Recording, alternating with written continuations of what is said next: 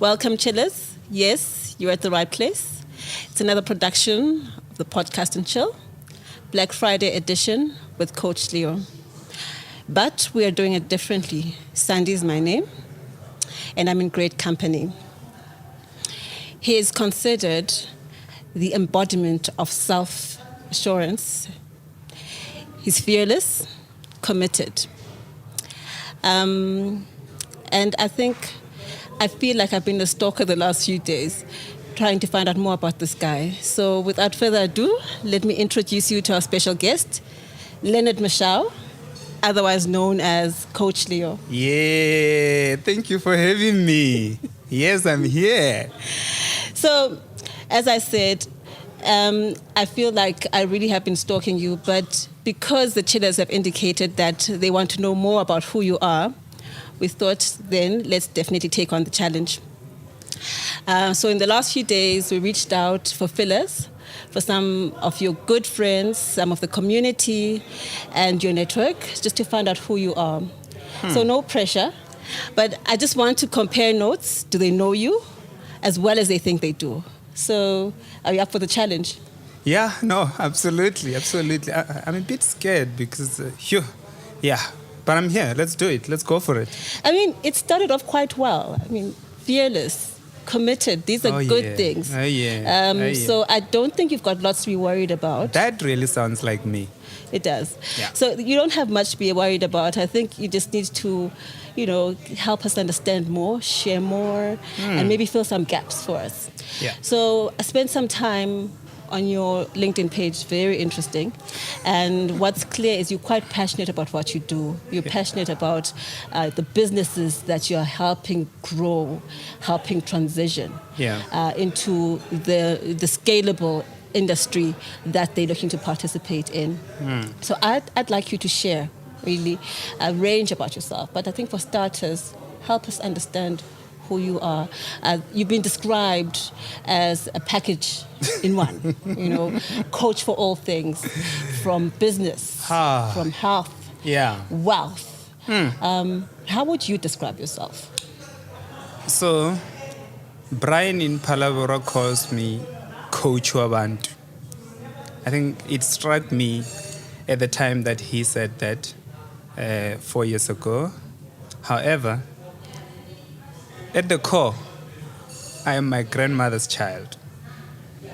Raised by my grandmother in the dusty streets of Limpopo. Were there streets in villages? No, there were no streets.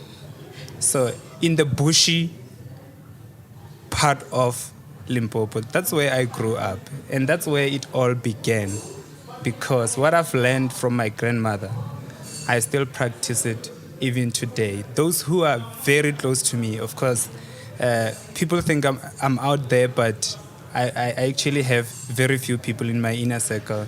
And yes, I am very reserved and an introvert, believe it or not.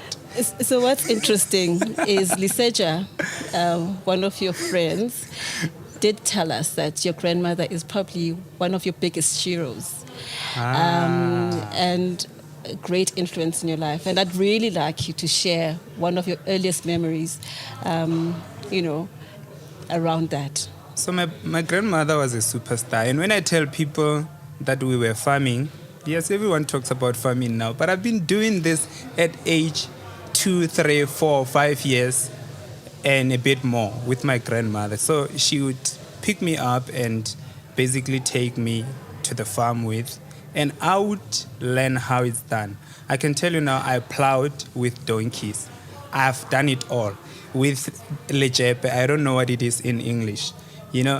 I did it all, and she taught me a lot of things. But what humbles me the most, and the memories that I have of her, is that I was a sickly child when I grew up, and she took real care of me, because I remember she would schedule my doctor's appointments. She would chase me when I ran, because I would get into the consulting room, and then the moment Dr. Tlatla, may he so rest So in much peace. for fearless. Yeah, the moment he reaches out to one part of his surgery, I know he's bringing the injection, and then I have to run a distance, and she has to run after me and actually grab me and bring me back. So that was the routine. I don't know what I was trying to achieve by running, because they'll catch me anyway. But one thing that is more important, that's humbling, is that when I went to school, I used to walk to school for about 5 kilometers. Sure. Yeah. So when I wake up, the day I'm sick, when I wake up, she's not there. And when she comes back, well, takes care of me and all. And then tomorrow, or the day I recover and go back to school, I find that my grandmother was in principal's office telling the principal that he won't be coming to school today, walk 5 kilometers back home to basically take care of her sick child. And that actually taught me great lessons about humility. And as we go along, I asked her why she was doing that, and I found that it wasn't just me. She was doing that to everybody. So my grandmother looked after everybody and made sure that everyone is okay. So yeah, that's the memory of my grandmother that I had. And throughout, we had continuous relationship, and her also, she passed on in, I think, 2008. And even today, I still don't do what my grandmother wouldn't approve. For example, when I go home, I park the car in the house. Even if I'm there for 5 minutes, I'm going to go somewhere else, I am going to actually go into the house first and then out when I have to. And I'll open the gate, close the gate, and. Yeah. Mm-hmm. So it's clear that, Grandma had a big role in influencing the philosophy of life you've adopted. What else can you share with us in terms of the philosophy and what underpins it? Yeah, be kind. So funny, a couple of years ago, I was in Stellenbosch, and academia, especially when you do research at master's level. So I was doing my master's in coaching at the University of Stellenbosch Business School. Yeah.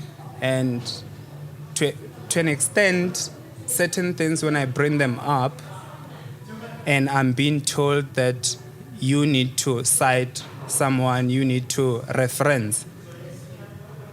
One day I asked the lecturer, and I think it was in a lecture room, and it was Q&A, and I asked, why can't I reference my grandmother, because this actually I learned from my grandmother. And then they were like, no, find out who did it and who wrote about it, and reference them.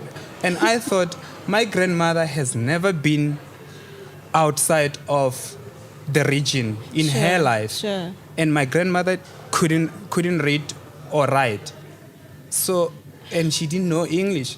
How would she have learned all of this? Because she definitely hasn't cited someone. It came from somewhere, or I don't know. I just think life is spiritual, and so she was a bowl of wisdom. And I made sure that I learned all of that before she passes, and that's what I'm applying. But at the core is being kind and being true to self, being authentic. And while you're doing that, she taught me about boundaries. She taught me how to spot negativity and how to spot people that could take advantage of me, and I do that very well. And I let people be, and I give everybody a chance. But once you mess up beyond repair, I know how to actually block and forget all about you completely, or whatever it is that doesn't work for me. So I'm very territorial as well, as much as I'm out there helping everyone through my business and even outside of my business. And of course, I do a whole lot of. I reach out for free. Like I just want people to succeed. Yeah. So again, it's I'm just listening to what you're sharing, and it just takes me back to what one of your friends did share. I think he's known you for over 15 years, Utabo, and I think the key thing that he did highlight was that you're quite dynamic and unconventional. But I guess we'll find out more about that. And I want to just maybe play back what I'm hearing you say about your philosophies. And one of the things that seem to also come out is your belief in intuition and intuitive knowledge and indigenous knowledge, which is what I think your grandmother really carried. And that's where the wisdom came from. But just continuing around who you are and how Leo became who he is today, what is it that you can share that many people don't know about you? Sure. Many people don't know about me. Okay, I know that for many years you were that guy who wore dreadlocks. Okay, I do know that. I'm struggling to imagine it now, but I'm assured that you had dreadlocks and you took real good care of them. But over and above that, what can you share? And do you want to guess who told me that? Well, Martin did share that was your book. Oh my God. You had fun, didn't you? Yeah, so I think, what is it that people don't know about me? I never really talk much about my family, but also many people don't know that I'm actually very reserved, and I spend so much time alone. And when I reach out, when I go out there, it's for a purpose, and I meet people for a purpose. Many people don't know that. People think I'm out there, outgoing, and so on, and I spend so much time alone. But I know it's confusing, but I'm just gonna give you what I believe because of the feedback that I get. So I always get this thing. So as I said, people think I'm people's person, I'm out there, I'm this, but I think I move with the purpose. Okay. And everything that I do is linked to my vision, but that they know. What is it that people don't know about me? That they know that I love radio with all my heart. They know that I love learning. What is it that they don't know? And now they know you love podcasts. So anyway, just going back to... I don't know. But that I'm reserved and I spend so much time alone. Yeah. Just going back to becoming Coach Leo, you mentioned that you were at Stellenbosch University doing your master's, which really is where you got your training and academic credentials around coaching. So I also had a chat with Suzette, a fellow study mate of yours. My God. And I don't know if she'd agree that you're an introvert. I think she sees it differently. But what she says stood out for her as well is as you guys were advancing in the studies, you were quite clear on how you saw the program driving or bolstering your vision around the Coach Leo Institute. And her observation is you actually are exceeding what you saw as your vision at the time. And I mean, Leonard, the friends you keep, eh? The friends you keep. But I think also one of the things that Martin highlighted again was that you believe in learning and the long living around learning. So you will continuously focus on learning. That's me. And I thought, let's try and let's understand. I mean, we now understand the big role that your grandmother had in instilling these. Yeah. But let's try and understand, really, from an education perspective, what is it that you have really been involved in, and how have you kept yourself motivated? Yeah. Sure. my education, and I'm going to start with tertiary because matric was just one of those things.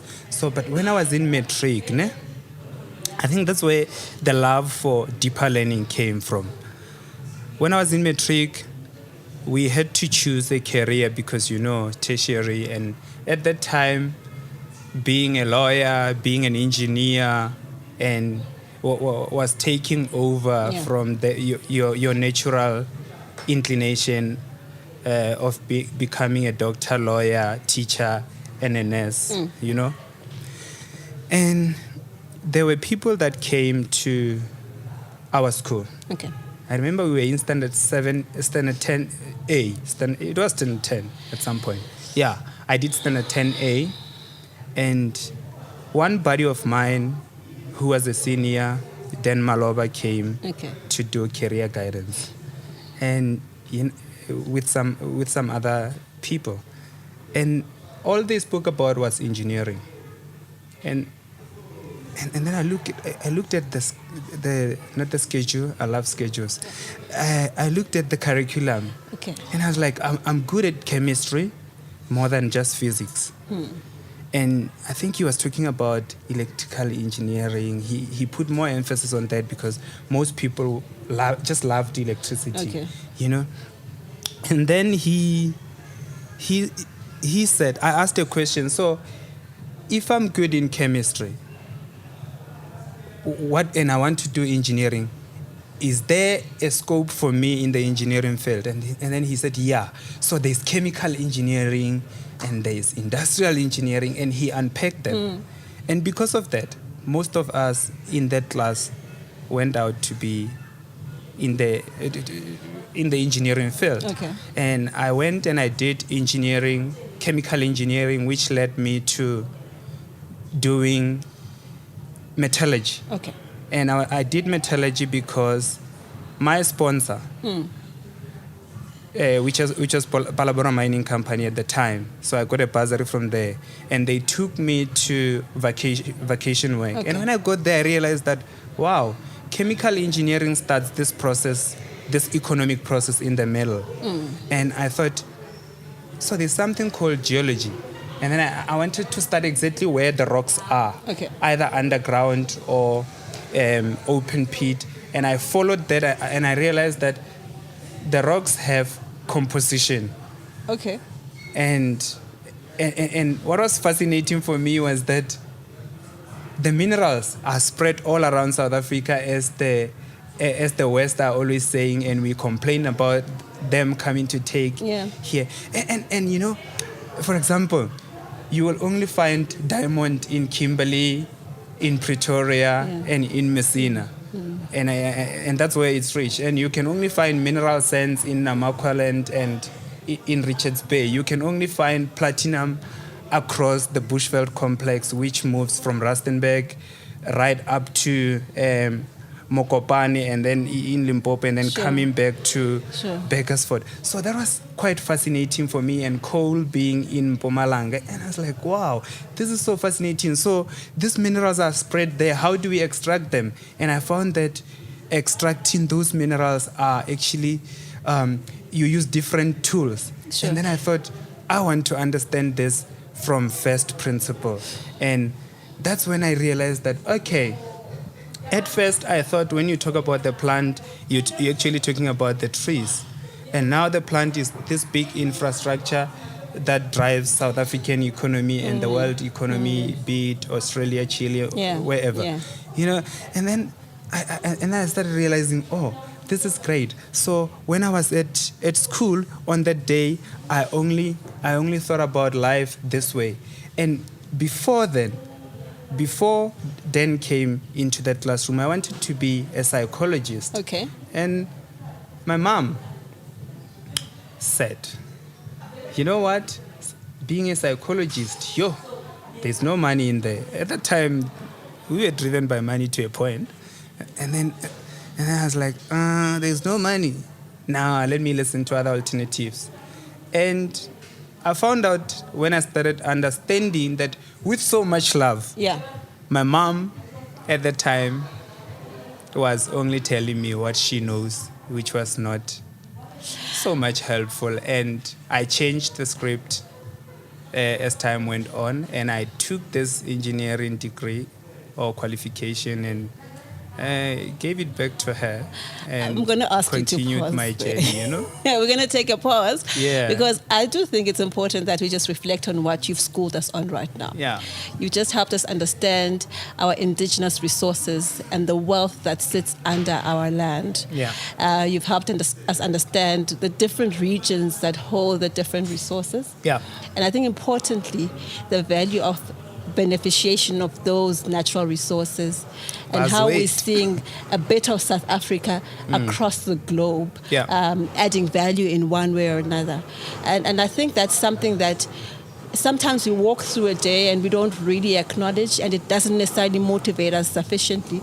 And I think it's important, Leonard, that you did get to engage at that level, and it probably, as much as you put engineering on the side, was a key part for you to then move on to the next part of your journey. Absolutely. Systems, systematic thinking, and really just understanding the broader picture of what drives economy. Yeah. That was yes, you're right. Yeah. That was very important, and even today, that background still helps me because I do a lot of business in the mining industry. I think 80% of my clients are actually Okay. mining companies when it comes to corporates. Yeah. Okay. So everything happens for a reason. Absolutely.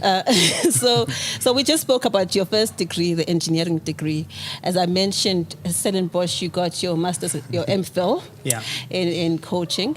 The other day, Dumi, on that midday review that you are so central to, Yep.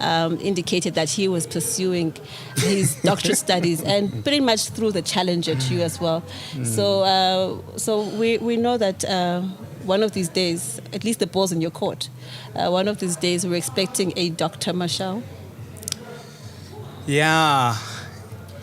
I don't know if it's Dr. Mashao or the context should be further research Okay.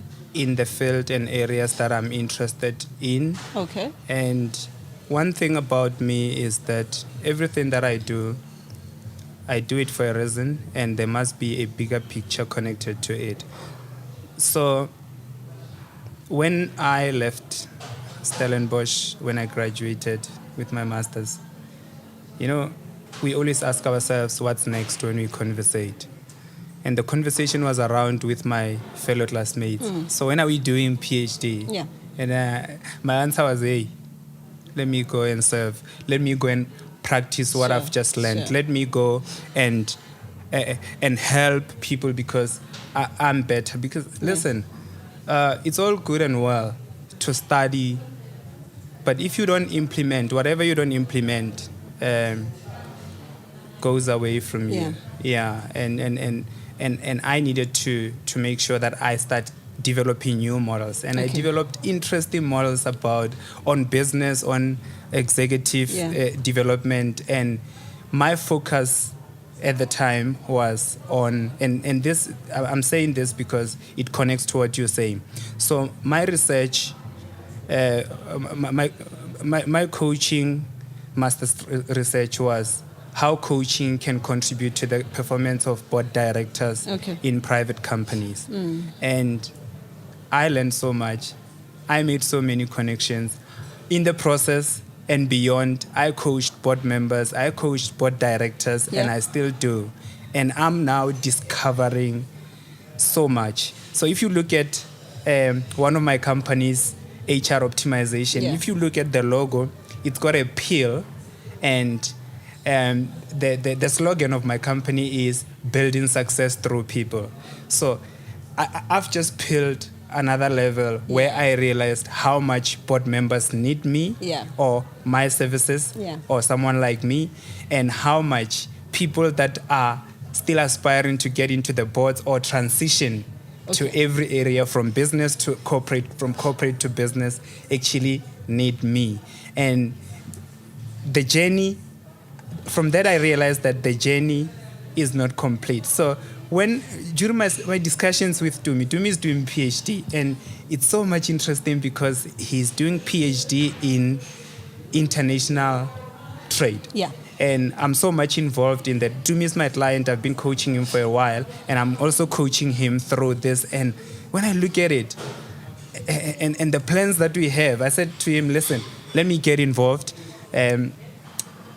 as much as you want me to, but let me go a step further. Yeah. All this travel that you're talking about, I'm going to do them with you. He was in Limpopo the whole week, and he has the patience for that. He's going to Lesotho. And I said to him, you know how much I love Singapore. I'll take you with to Singapore. Sure. When we go to Bali in December, we're going to take a few days before then with Dumi, and we're going to explore Singapore, Korean market, where I also do business. I have clients already, and next year we're going to Silicon Valley, because we want to know what's the fast and what can we learn from there and come back and make Africa what it has to be, and make sure that we retain what MacG will call the bag. The bag stays at home as much as possible, because we have to really get our businesses to another level as society. Yes, there has been a lot spoken about businesses growing, scaling up, and you know what? This year, we've been doing it, but this year is the main focus in my company. So while businesses are scaling up, they need to be capacitated, which means structure has to be there. We need to hire people, we need to develop people, and we need to have the tools. The other day, you and I were talking about systems and people's values and alignment, and the risk of having people that are not aligned to the values, your values, or your organizational values and the vision in your space, and how hard it is to actually work with people like that. So the next level, because of my thinking around that and the tools and models that I want to develop to make sure that the road is seamless, and the businesses that are scaling up, they are led by an entrepreneur. And how do we get the entrepreneur to understand the next level and walk the journey while focusing on what they know best, and build a structure of support without compromising what they built and without falling, making it foolproof. So that's what I'm actually excited about now, and we've been putting structures on some of the businesses that are scaling up, and they're doing very well, I must say. And you'll hear the stories at the end of the year, because in our company we celebrate success at the end of each year. So because of that, Dumi is going to win, because he so wants me to do PhD. And if I am going to do a research side by side with him, of which mine will focus on scaling up businesses while he's focusing on business startups and especially manufacturing side, I'll focus on that, and then focus on international governance, or global governance and global business growth or business integration. Tsepo Matabata is very much part of it, and everyone that is in my community is actually part of it, but they don't know, because we're talking about how we can centralize food in Africa in such a way that we can taste marula and mopani wens, and people in Limpopo will taste prawns and whatever indigenous food is in Kenya and whatever. And I'm talking to someone in Nairobi who does business school exchange across the world, and she told me that she'll take me to Nairobi, and Nairobi may definitely be central. And the picture is just too good to look at. So I know I talk a lot. This is my passion. And I'm trying to contain my excitement sitting here next to you. I want to go with you to East Africa. So yes, PhD is coming. So that's gonna happen. But I think, Leonard, from what you're also saying, there's a lot that you just said, which is quite exciting to also reflect on. What I'm taking out is that curiosity breeds, and it really breeds within you innovation and the need to create. Yeah. Which is, by the way, one of the anecdotes that I received from the chillers when we're talking about who you are and what they have experienced of you. So we've now witnessed that you are really unconventional and dynamic. We know that you started off as an engineer, chemical engineer with a metallurgical focus. We know you then moved on. You had a stint in HR. People are central to you. We know that by nature, you're very entrepreneurial, so you've gone into the entrepreneurial space. We know that coaching is at the heart of whom you are. So we really would like you to take us through this transition, right? Yeah. And maybe share some of those defining moments of change as part of your journey.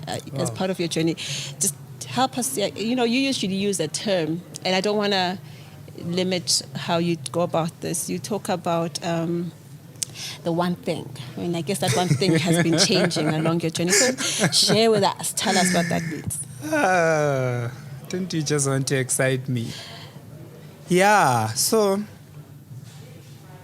by the way, I have a model on transition coaching that was so instrumental during the lockdown last year until today, because everyone was transitioning in some way. Yeah. People are losing their jobs, people's incomes were changing, people's health were impacted, people were anxious, people were uncertain, And that's quite a case study, because I took the time last year, April, when everybody was going through emotions.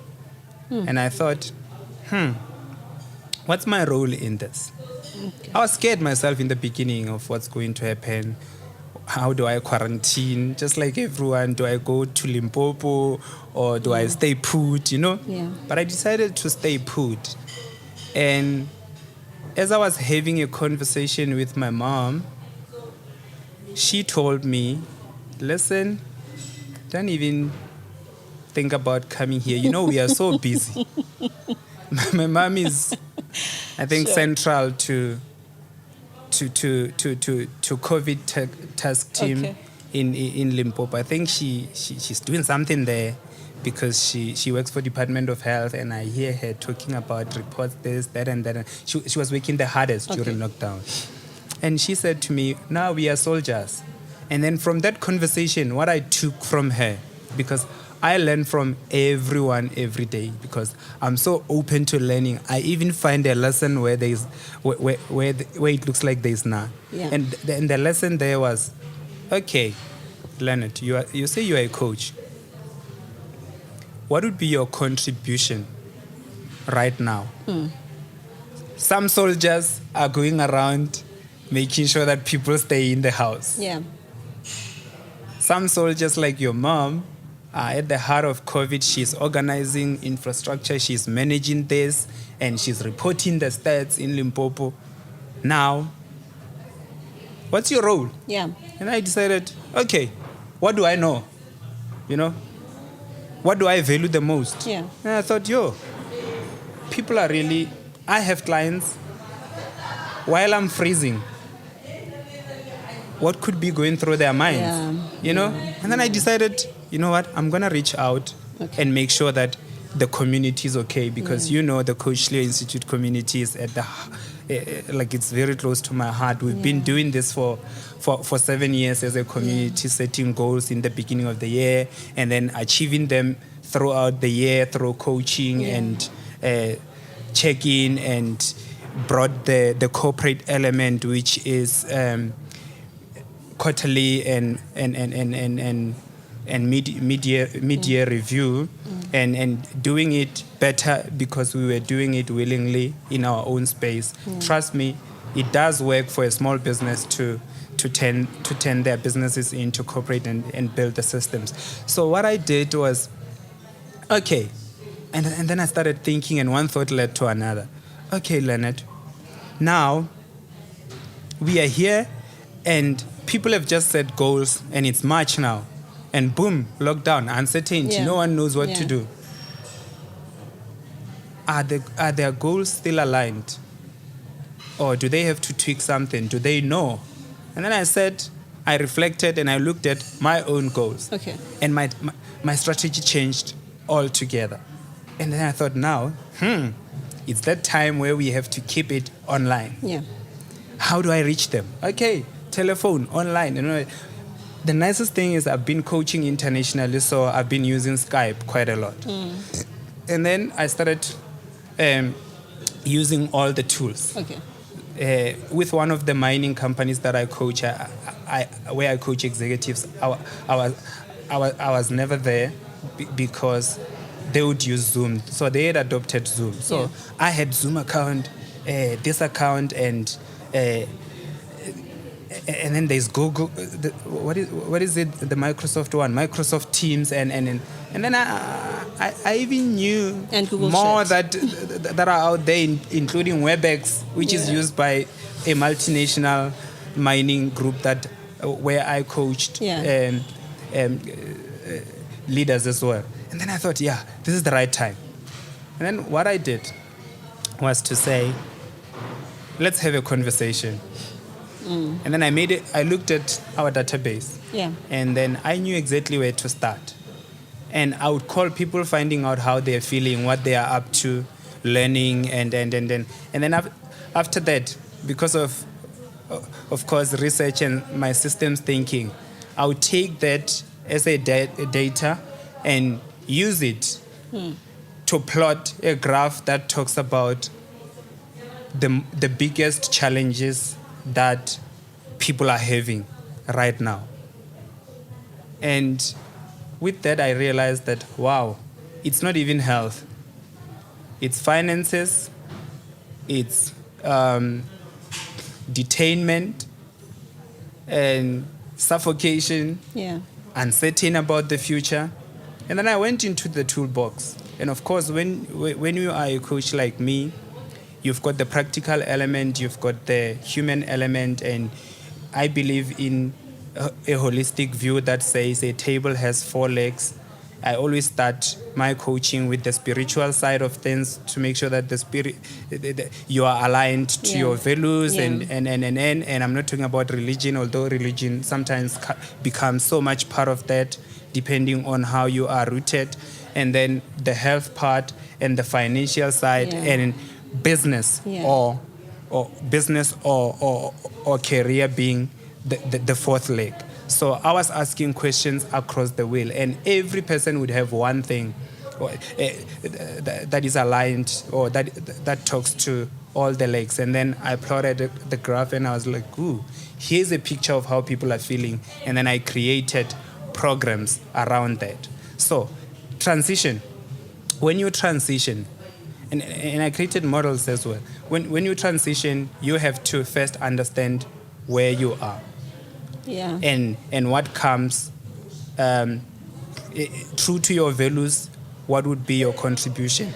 And then look at the bigger picture. Yeah. Look at the vision that you always have. And once you start and stay still and stay in a place that I call inside place, according to neuroscience. I learned that from neuroscience. Inside place is a place where you are not so much emotionally aroused. Yeah. You are just balanced. You are not angry, or you are not even overexcited. And when you put people in that state, they start realizing, out of all the challenges, out of all that's happening, what is really important to me. So I took everyone into that state and said, okay, the bigger picture looks like this. You had dreams. We had just set goals in January. Yeah. And are your goals still valid? Yes. So what is in front of us? Or what wall has just been built? How did COVID temper with all of this? And is there another way? And the reality is we needed to change, and start being calm, start being there for one another, start paying gratitude because we are alive. And I listen to, sometimes I listen to the funniest people ever. I listen to Museveni, the Ugandan president. What's funny? Well, Museveni says things in a funny way. And Museveni was saying, during the war, do you worry about the food or do you worry about being alive first so that you can access the food? So it's survival of the fit. So what tools do we need in the short term to survive so that we can get to the next level and to the next level? And 2022, January, I'm sure we will look back and be grateful for the lessons that we learned. But what I did was I formed support groups, and in the process, I coached during the first lockdown. I think it was level 1. I actually coached 321 people, all for free, because at the time I didn't want to sell anything. I just wanted to be a soldier, true to what my mom inspired in that conversation. So when you transition, make sure that you come back to the center, you look at the vision and say, and decide what has changed, And that's what I always did. So when I moved, I always knew I wanted to help people. And when my mom told me the story about psychology, not having money, look at this. I went into engineering, and then I worked in mining, in the mine in Palabora as an engineer, as a metallurgical engineer, as a project engineer, and as a production leader. And from there, you said you looked at my LinkedIn. There's a gentleman called Dennis Brazier who tells the story. They moved me to people development because how I was leading people was just how I was leading the people and production was more people based, and I cared about people. And at some point, I found myself having the CVs of all the people of all the people that I led that had children that were just completing matric and what have you. Because I always tell the story. The crew that I was leading, I think. The youngest was 15, 18 years older than me at the time. So, but I was using a different type of leadership that actually acknowledges them and helps them and win their hearts, And when I did that, it became so natural and to a point where transition became easier. And look at the values that my grandmother instilled. I'm there as a person that has to hold people accountable in a heavy duty environment that is fast paced production, but I still have time to look at these people's children and say, hey, how are your children doing? I mean, I was on the call with some of them, guiding them through their careers, and I realized that, oh, this is real. And somebody picked it up. Management picked it up at the time, and they said, listen, don't you want to lead training department for these 2 departments, so you can so you can train everyone and develop everyone. And I realized that, oh, okay. And then I started contributing in Mining Qualifications Authority, and Wait, how many hours are in your day? Say again? How many hours are in your day? I mean, there's so much that you have influenced, and I'm hoping that this answers your question. This is how one who's an engineer becomes a coach. He's just spoken about a whole lot of things, from transitioning to being resilient and agile in unexpected circumstances, and how through that you can build your own self-mastery. I mean, can you understand? It seems like you cannot be living 24 hours in a day. But in any case, one thing. Yeah. The one thing. Yes. So my one thing. So this year when we set goals, I said, guys, let's get to one goal. Yeah. And my one goal basically is to see everyone progressing, everyone around me, everyone that I touch, collaborations. I think everyone who's doing a good job, who has a goal, has to earn their accolades. And my one thing is development. And with development, you have to stay ahead of the game and learn more than anyone else in terms of if you are going to help people, you have to know more. So I can safely say I'm a bowl of knowledge and experience in the field that I'm at, which is unlocking potential, unlocking opportunities, and ensuring that everyone succeeds. So I can coach anyone, and in 15 minutes or less, we will definitely have breakthrough, like at any level. Yeah. And with anything that they're struggling with, personal or not, I can unlock that, because I believe the solutions are within the people, and I'll just help you unlock that. And it's never about me. Yeah. So with transition. So why do I have time? Because I choose the things that are important to me, and everything that I do is true to my values. And guess what? It's scheduled. Yeah.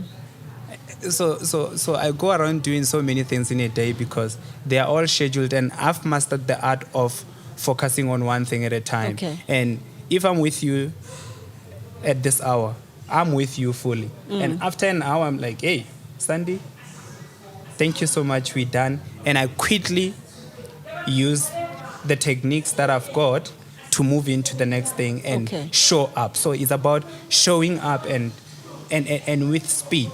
And that's why I can implement an idea that I come up with in a very short space of time. And it's because I got to understand myself. I've been coached to understand myself. I invested in myself. I've learned here at home, internationally, academically. So I've learned in the academic space, and I also know street smart tactics. Yeah, because entrepreneurship taught me that. When I left corporate as an heading HR and HRD in the industry, I actually knew and I acknowledged that I don't know it all. Yeah. And when I asked myself, what do I need to learn in order to get there, which is part of my model, that helped, because then I could develop my own individual development plan. And I spent so much money working on just myself. And I can tell you, every time I do that,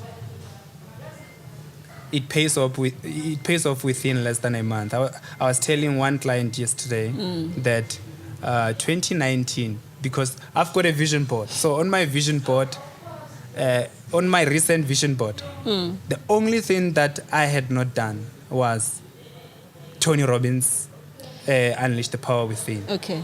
And I didn't do it because it was clashing at the time with one of the classes that I had when I had scheduled it, that I had in Stellenbosch when I was doing my master's. And 2019, I was like, listen, I'm going to do this. So I paid a whole lot of money. I went to Singapore alone. Okay. Took up that journey to go and do Unleash the Power Within and meet Tony Robbins. Okay. And when I came back, there was, out of all the things that I learned, there was one that gave me breakthrough. So I got a couple of breakthroughs, but I want to highlight this one. There was one that gave me a breakthrough that where I implemented, and then within a week, I actually got all the money that I spent going there. Really? Like within a week. And what happened after that was quite amazing, because something was unlocked.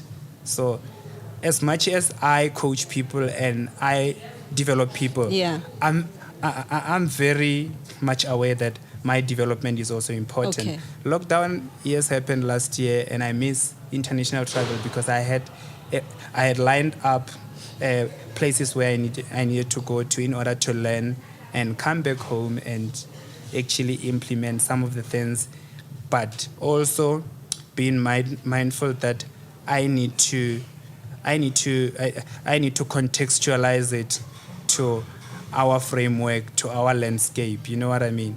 So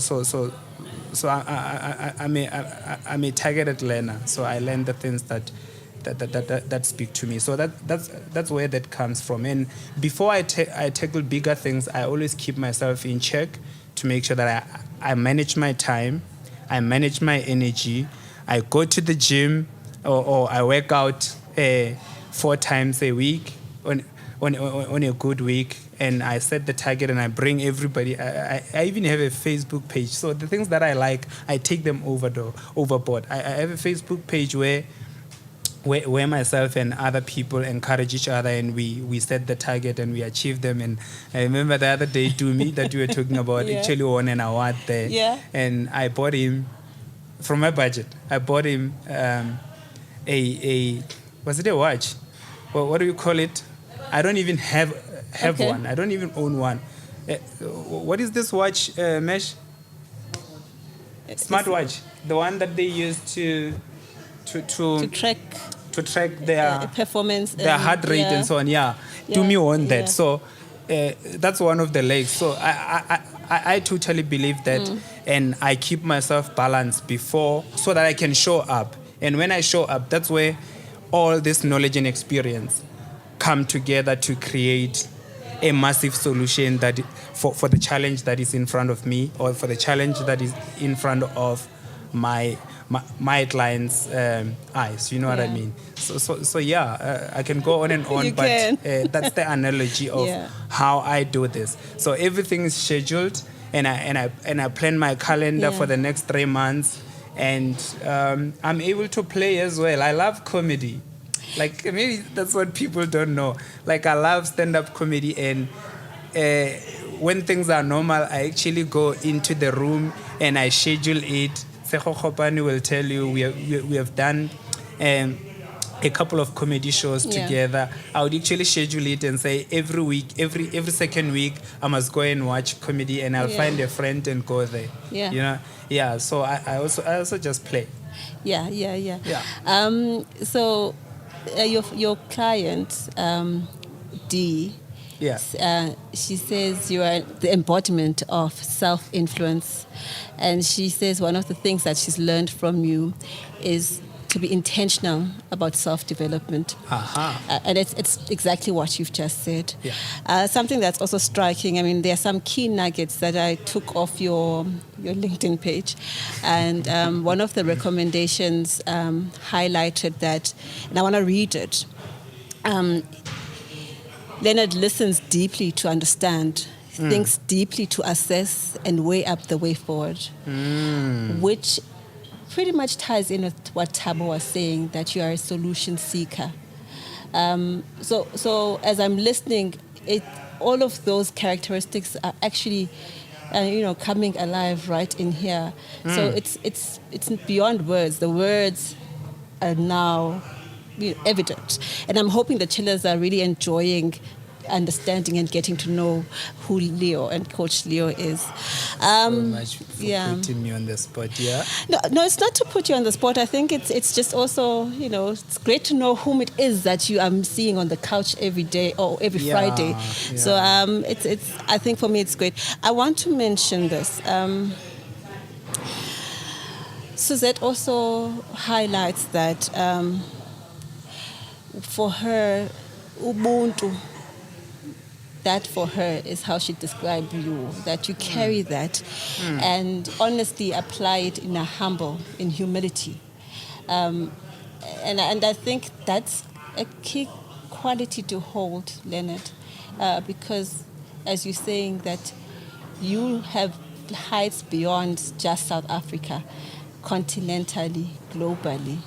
And if that is whom you carry yourself as, it really just shows us that you will be soaring. You will continuously be soaring. So it's remarkable. And I mean, why I'm getting excited is because I've got these notes, but you're talking to them already, so I don't even need to ask the question. So it's absolutely amazing. But I do want to know, story. I mean, talking about going into the continent, each of us have an aspiration to summit Kilimanjaro, our own Kilimanjaro, whether it's overcoming obstacles or challenges.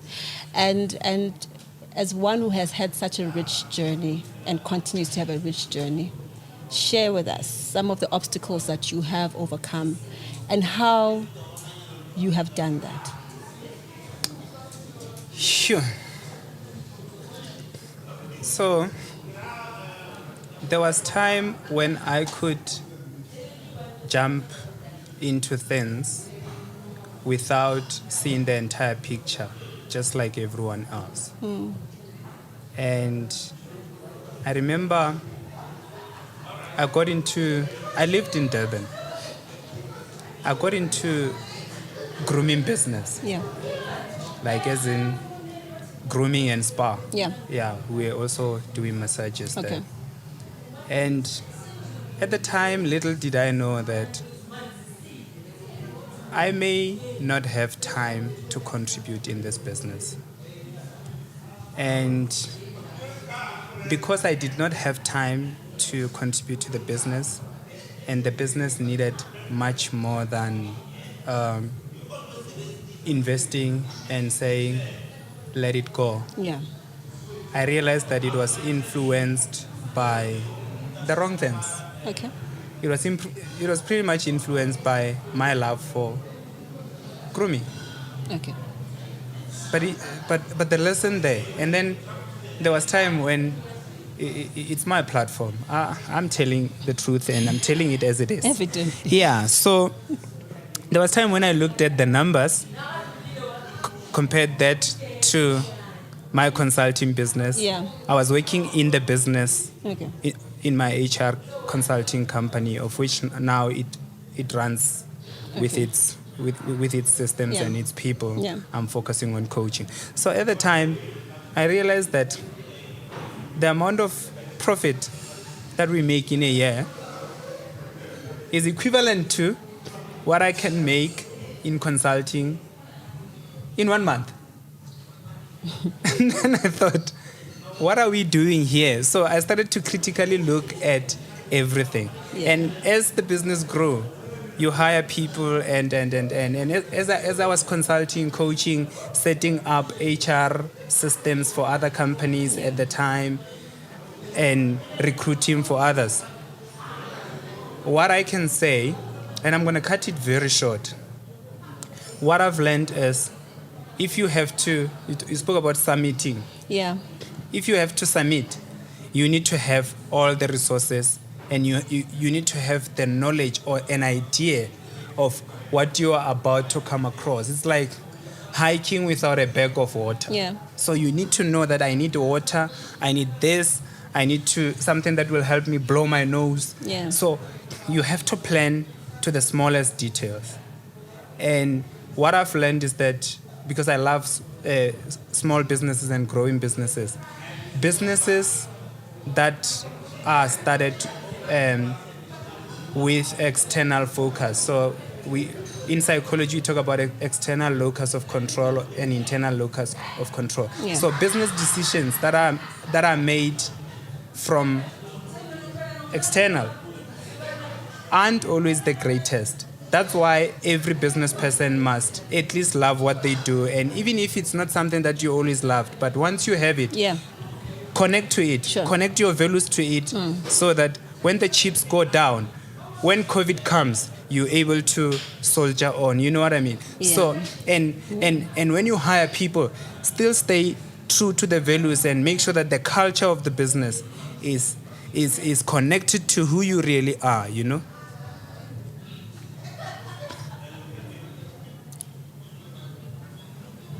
Does that answer your question? Okay. I'm told I'm out of time. So I'm going to try and wrap up, difficult as it is. Yeah. But I've got 3 questions, and I'd like you to try and answer them as best as you can.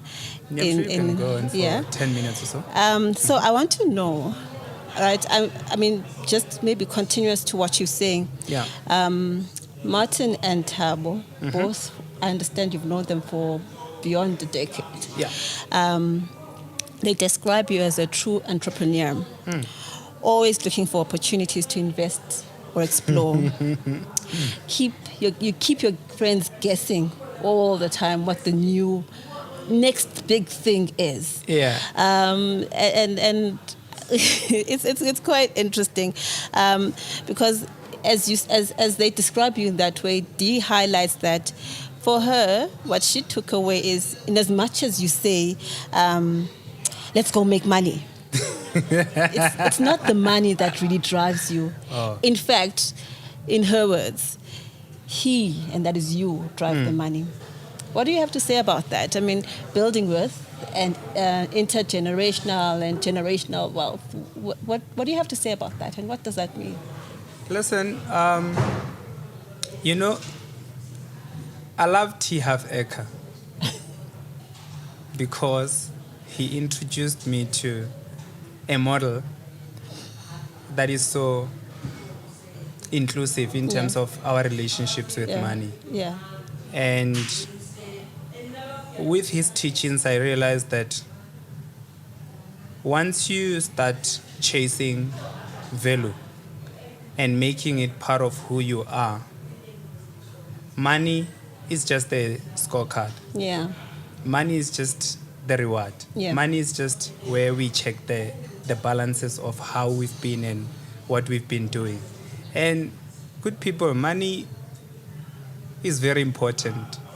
And we were not taught that. We were told that money, chaleteke satani, and so on and so on. And those things played with our blueprint. So I've learned that when you give, and I think this was highlighted by my buddy Lisa Sukdev the other day. She mentioned it very well, and she said, "Leonard, look at the hands. You will not receive with a closed hand. You need to take that which you have and give. And when you give, once you have given, your hand is open and it needs to come back. And when it comes back, naturally, you are bound to receive because that's the law of nature." So I've learned that, and I've seen my grandmother doing that, and I've seen my mom emulating my grandmother now because she's the khadi of the house, of the family, and she actually looks after everyone within the family tree. Yeah. And for me, everyone within the community as a coach, and everyone out there in the country, in the continent, globally, deserves to be looked after. And that's what I do. I can't do it alone. There are other coaches, there are other people, but those that I come across, I'm very spiritual. Those that I come across and those that cross paths with me, it's not by mistake, and therefore I just need to give them. And the money part, I just find myself receiving a lot of it, and finding opportunities to invest. And I invest in people, I invest in companies, and I've got a number of companies that I'm part of. And that's not by default, it's because I have offered myself my services, and I think I'm being rewarded for the value that I bring, because if I have to say it myself, I bring a lot of value to every space that I get myself into, because I go intentionally to the spaces where I know I can add value. Otherwise, if you say to me, "Leonard, bring a truck," like the other guy that did that, and other people, "Bring your truck, there's money here." I don't want money that comes from the truck. Like, I want to enjoy it, Sure. Yeah. Sure. So I'm just registering this question. I mean, in another conversation, I'd really like you to tell me, if you had an extra 4.5 million, what you would do with it. But let's save that for another conversation. Okay. What I do want to maybe talk to, though, and it goes back to that part of yourself that works hard and plays hard. I'm just remembering something. And as I'm remembering it, I want to say, your mom and your grandmother have featured a lot in this discussion. Yeah. And in the conversation with Suzette, and I do remember me recently also, who had met your mom, they acknowledged her, and I think they were quite impressed with what she had to share. So I think you really have some strong role models there. But maybe back to the play. the playful Leonard. Yeah. In the community that you surround yourself with, particularly the tribe that you look to celebrate the goal achievement with at the end of the year in Bali. Yeah. Right.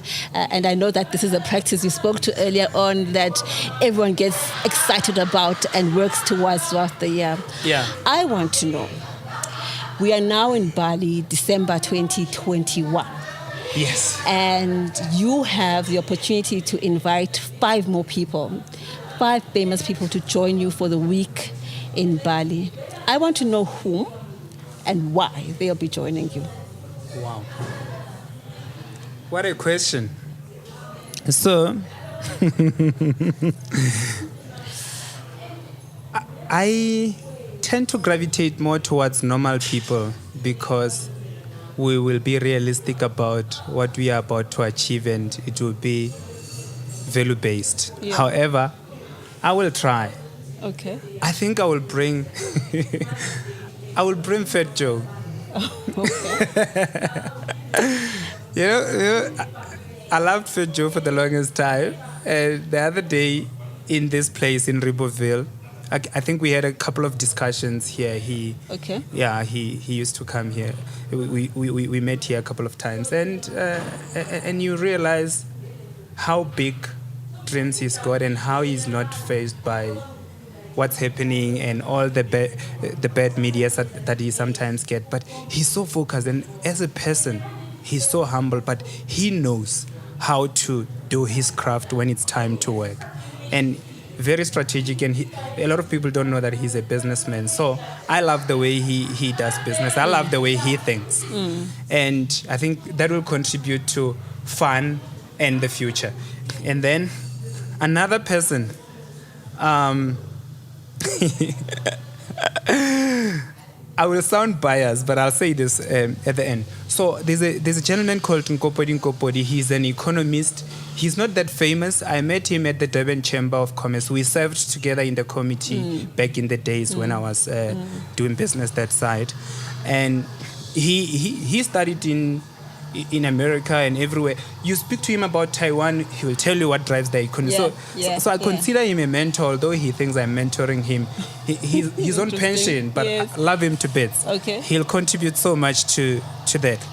And then T-Hub, we have to talk about how we help the African children. And I'm saying African. I'm talking about African continent. Okay. To be able to connect deeper with their money.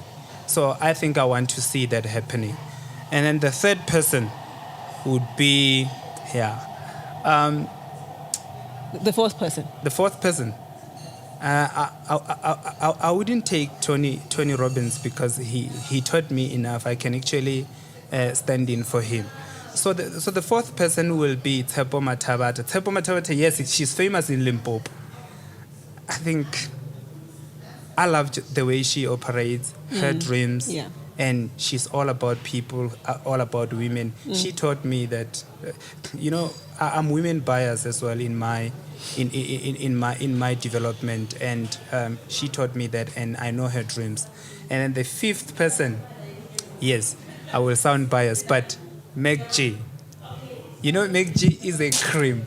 Okay. MacG is building something so big that people will see in the future. And when you were talking about me and money, MacG doesn't look at the money side of things. He just wants to live his purpose. And he found it a long time ago, and he's pushing it. He just loves the microphone and making people vibe. And guess what?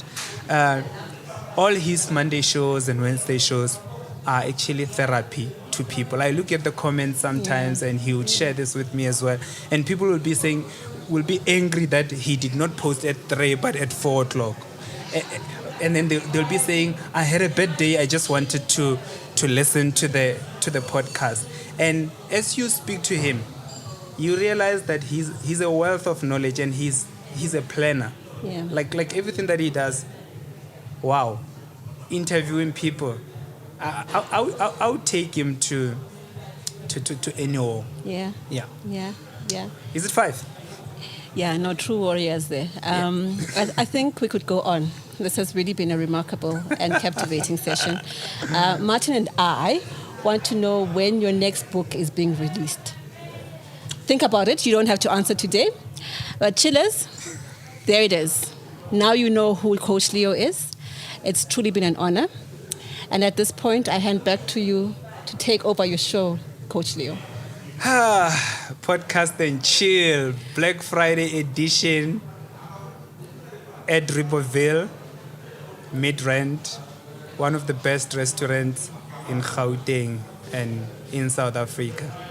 But before we close, I have a request. Would you join us on the show next week? I think this was lovely. I would like to have you on board. Can we do this together? Chillers, can she join us? I think you should. Chillers, it would be an absolute honor, and I look forward to seeing you next week. Until then, bye. love and peace.